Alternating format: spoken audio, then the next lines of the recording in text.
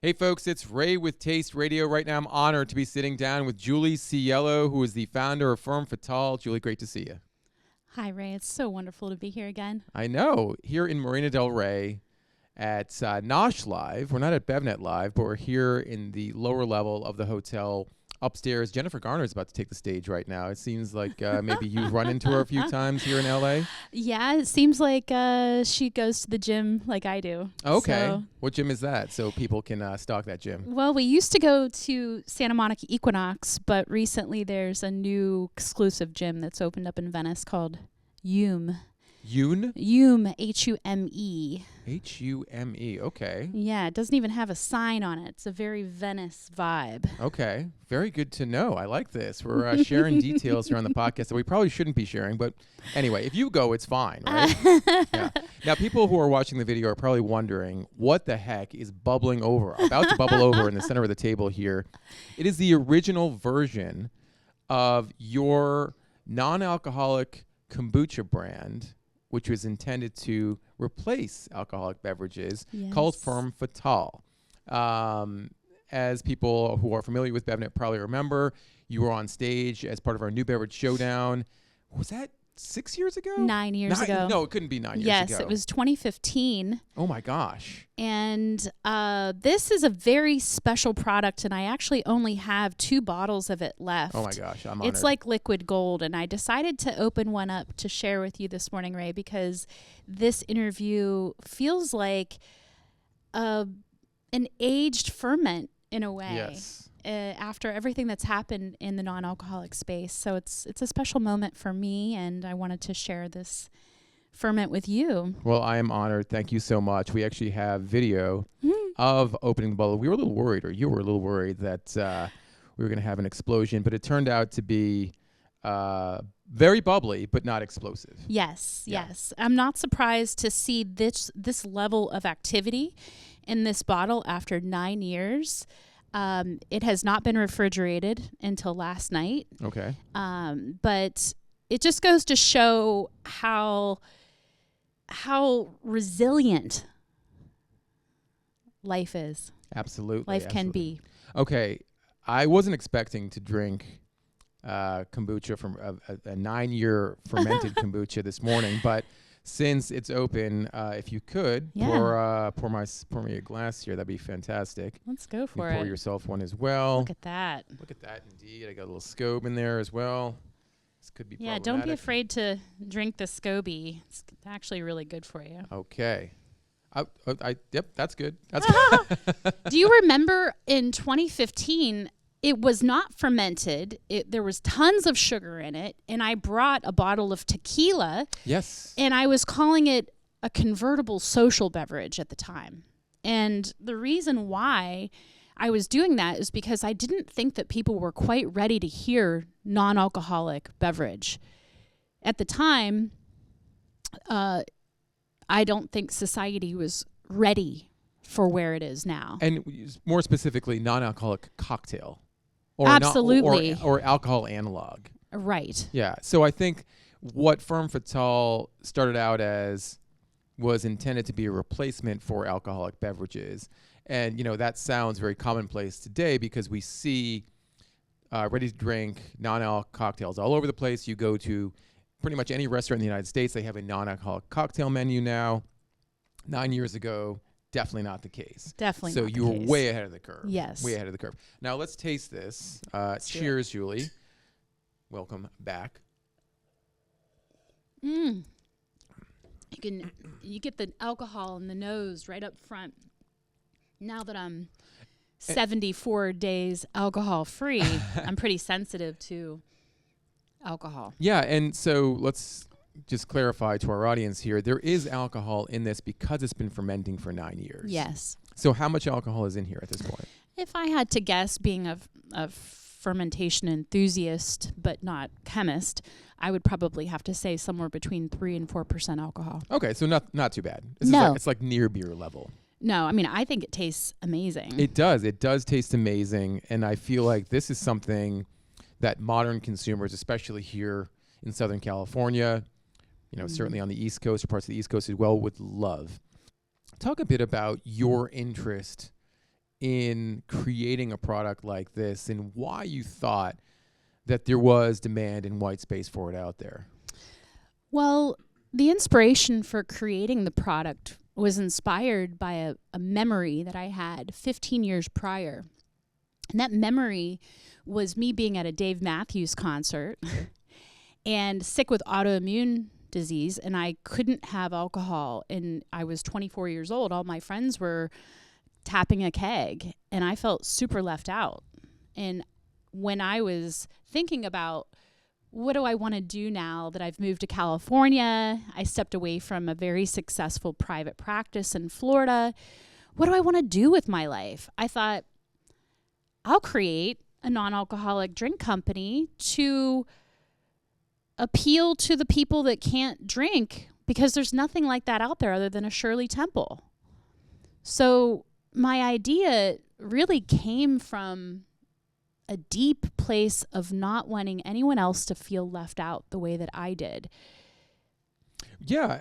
Again, a lot of great ideas come from a personal need. And it turns out a lot of times that the personal need is one that's shared by other people. But in 2015, it seemed like there wasn't the kind of demand. No. Frankly, there was not the kind of demand that we're seeing for non-alc cocktails, non-alc spirits today. Did you see or did you anticipate challenges in being able to scale this opportunity, given that the interest was pretty small at that point? I didn't think that way, and my mind doesn't really operate that way in general, being a lifelong entrepreneur and somebody that left home with $800 in their pocket on a Greyhound bus. I just had an idea, pitched it to a couple millionaires, had $150,000 in my bank account the next morning, and I didn't think about strategy. I didn't think about what the world was ready for at the time. I made a decision to move on something that, I mean, it was the hardest venture I ever was a part of other than marriage.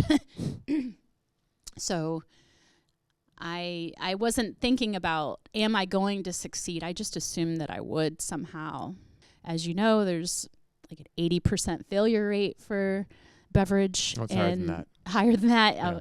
And the fact that I survived as long as I did in the industry, I think is a sheer miracle in itself. And I think a lot of it is because I was one of the first brands. Do you feel like Ferm Fatale would have a better shot, or would have had a better shot had you launched, say, last year? Absolutely. Yeah. Why is that? Well, I had to keep raising money through a time period when people were telling me that my product was like wearing a rain jacket in the shower. I got a lot of hate in the beginning. I see what you're saying. It's because why would you drink a cocktail unless it has alcohol in it? Exactly. There you go. So I went through a hardship in the beginning of convincing people that this category was coming. I spent years in the beginning, convincing people, and it wasn't. It was only BevNet that really saw the vision that I had in the beginning. So, part of this conversation for me, Julie, is about informing the audience about ways to avoid mistakes, and avoid a lot of the pitfalls that you unfortunately fell into or tripped over.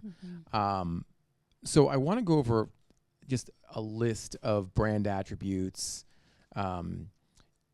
company strategy that you think you could have tweaked, or in hindsight that you think you could have done better with.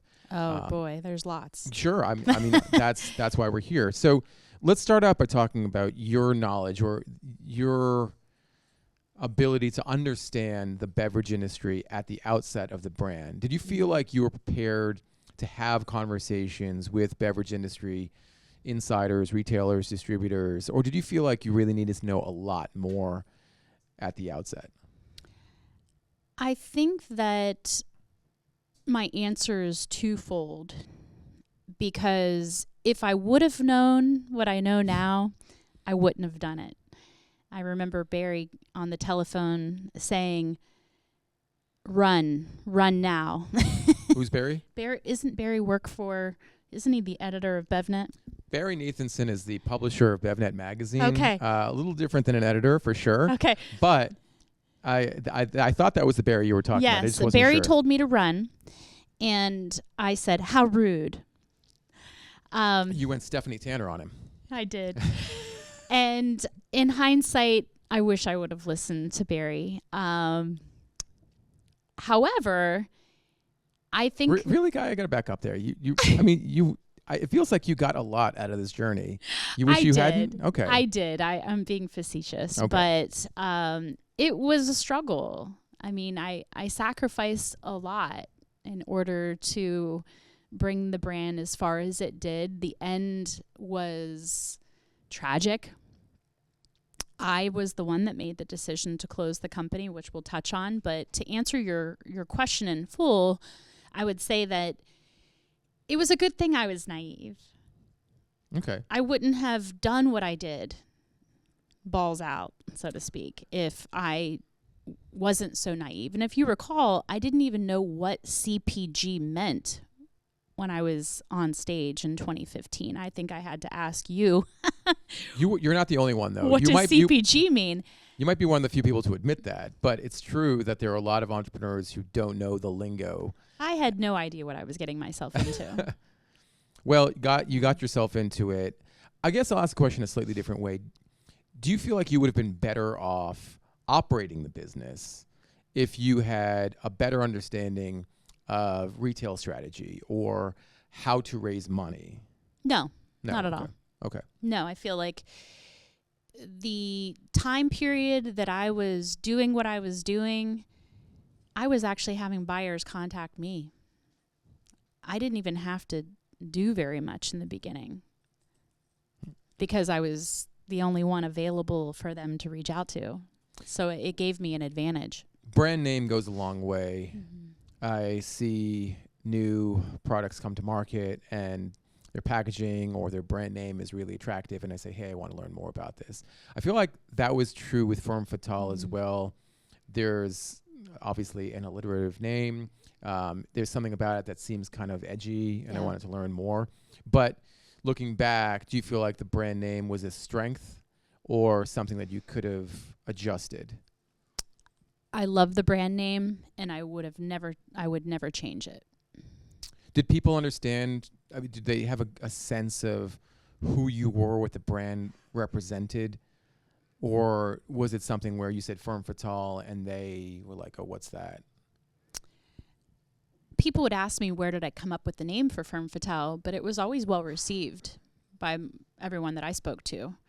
And obviously it's a play on femme fatale, but firm. Right. Right. Yeah. I mean, it's a fermented product, live clean, drink dirty. The slogan was oftentimes confusing for some.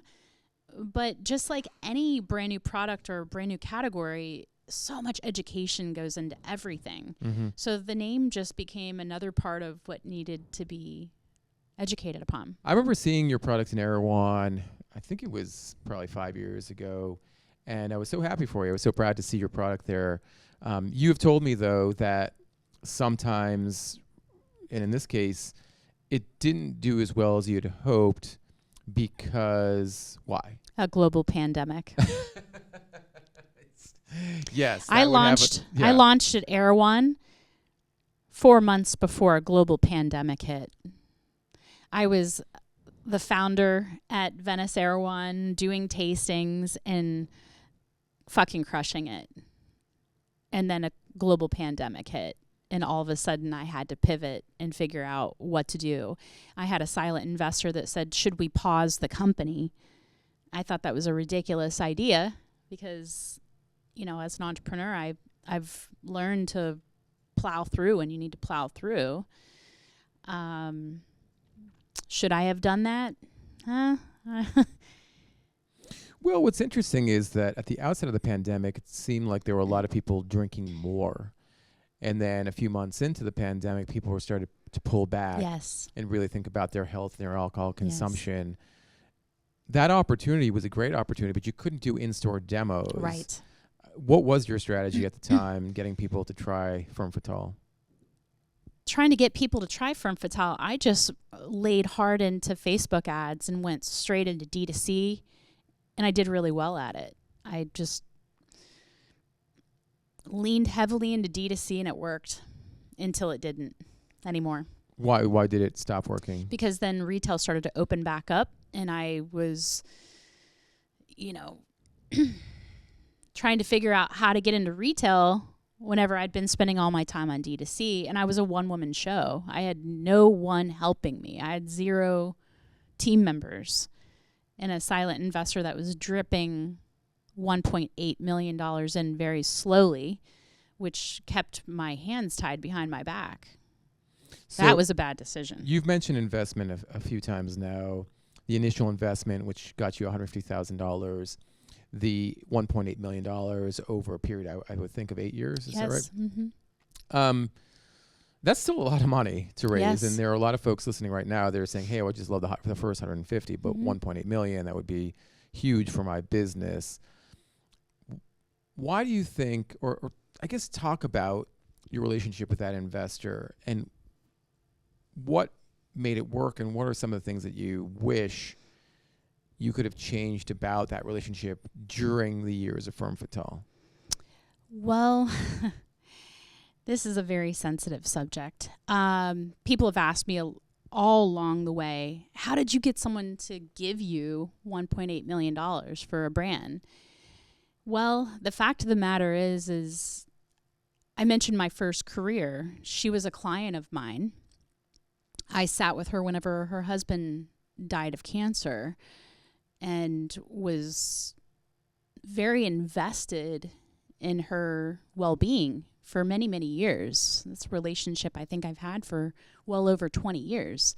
So when I came up with the idea, in a way, she wanted to live vicariously through the experience, but she was not active. She did not make any decisions. Being so silent and, like having a personal relationship with her prior, the personal relationship started to bleed into the business, and I started to develop a lot of resentment towards her. And what is resentment but drinking poison in hopes that the other person dies? And it was starting to really affect me. And I didn't like the person that I became, Ray, during that time period because of the resentment that I had. And I still, if I'm honest with you, I still struggle with forgiving. But, at the same time, she didn't know what she didn't know. So I try to give her and that relationship the same grace I try to give myself now, because being an entrepreneur is the deepest spiritual path that you'll ever go on. You want to find out what you're made of, become a beverage founder and do it alone, but back to other mistakes that I made. So I selected a co-packer that got away with a bunch of shady things in the beginning, and I let them slide in order to keep going. What were some of the shady things? He wouldn't put the labels on the bottles because he didn't have an adequate machine to put the labels on. And the contract said that it was his responsibility. But since he refused to do it and said he couldn't find a machine, and I didn't want to change the custom glass bottles, I would fly up to Portland and sit for 16 hours a day by myself in the cold with sideways rain coming through a door with a blowtorch to heat up the glass to get the adhesive to stick. When I say I've made sacrifices for this brand, I'm not kidding at all. There's a legal recourse when a contract isn't going the way it's supposed to. Did you ever consider suing the co-packer? Well, we haven't even gotten to the juicy part of what happened with the co-packer at the end. But the answer is that yes, we thought about it, but we knew it was going to be very challenging to find someone like him to create our live, shelf-stable, fermented product. These people were very challenging to find. He wasn't challenging to find in the beginning. I don't know if I've told you the story, but no, please. How I found him is I went into Erewhon and I stood in front of the wall of kombucha, and I'm a big believer in manifestation. And I said to Spirit, show me my next co-packer. And I closed my eyes and I went like this. And when I opened my eyes, I was pointing at his brand. I contacted him and said, would you co-pack? And he said yes. And the rest was history. Wow. But every other brand on that shelf at Erewhon at the time, you don't co-pack. You don't co-pack for other people. Like, you're so focused on your own brand. But this guy that I found was willing to do it. Sure, if he has excess capacity. He was a bit of a, eccentric guy as well. So, it takes kind of gangster type people to do gangster type things. I would say so. Co-packing can be.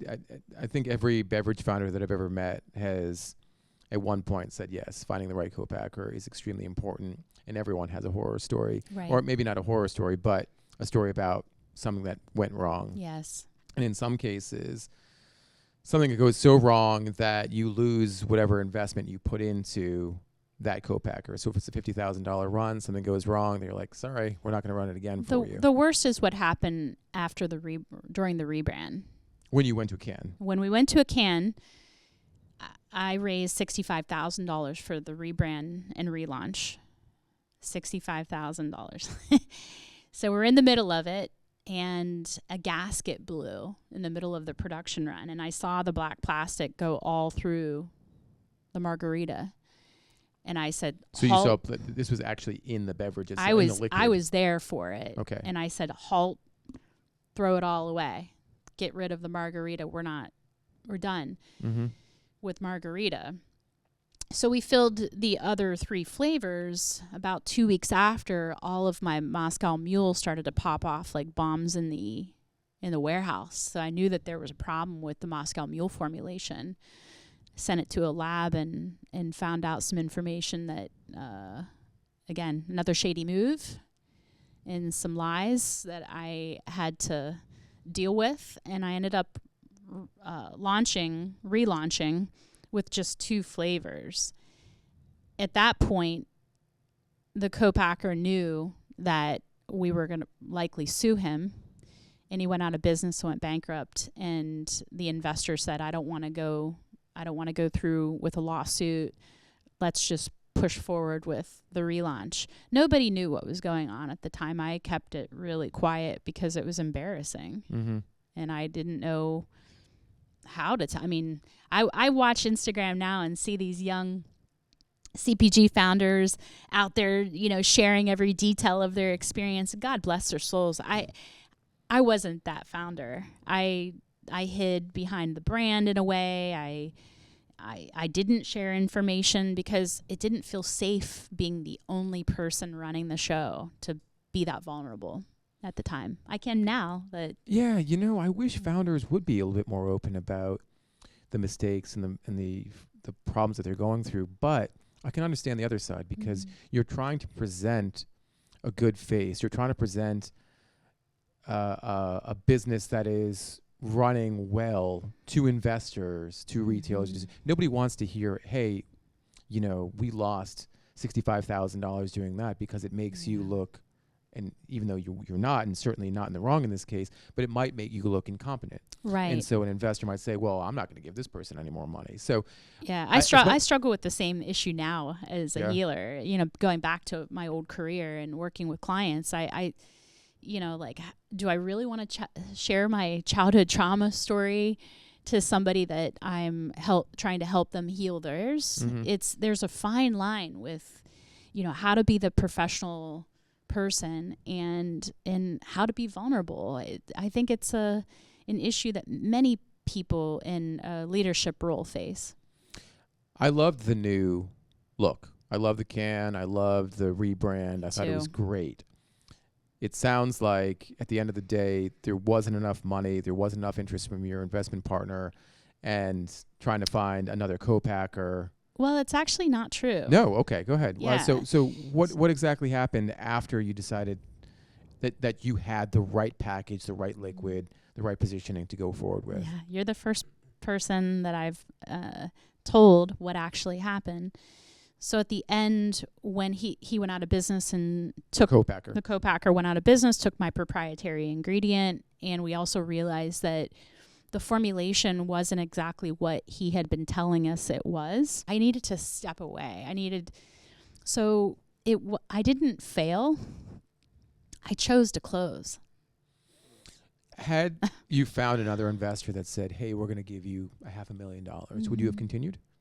If I would have had a proper team, yes. The only thing that I really feel like I was missing was team.